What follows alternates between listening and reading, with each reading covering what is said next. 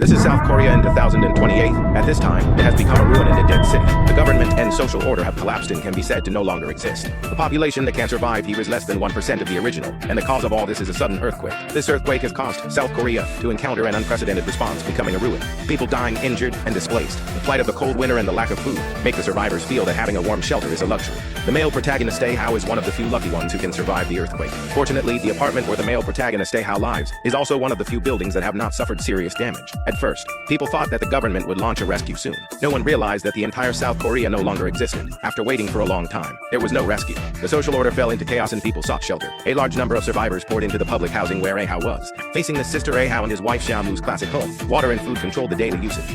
At this moment, the door suddenly rang. The unsuspecting Ahao opened the door and found a grandfather and grandson. At first, Ahao didn't want to take them in, but his kind wife Xiaomei insisted on letting them in, so the few foods had to be shared by 2 more people. Faced with the limited food, Ahao had to go out to find food. He found that after the earthquake, people had fewer and fewer ways to get food, and they could only barter for food.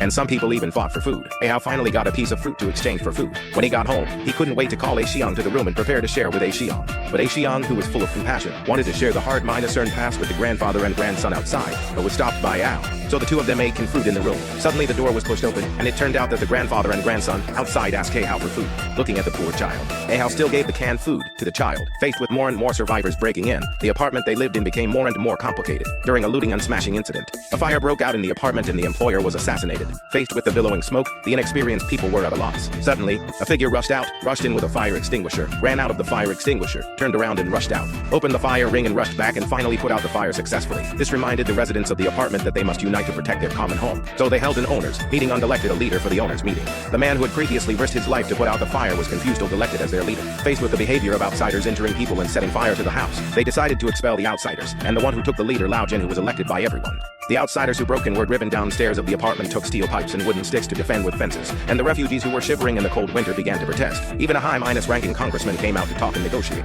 But the 2 sides got angry during the talk, so the refugees outside, captured by the congressman, began to attack the glass door behind the defense line of the apartment. The influx of disaster victims began to wrestle with the male protagonist. Unfortunately, Lao Jin came to help and drove them out of the apartment. Seeing this situation, the residents upstairs of the apartment also joined the fight and kept throwing bullets at the crowd downstairs, which repelled the attacking outsiders. After this, Lao Jin's position as the leader of the apartment was completely established. They organized to clean the apartment, build walls and defense offices, establish a unified physical distribution system, and for man apartment defense team. People try to make the remaining apartment an ideal place to live.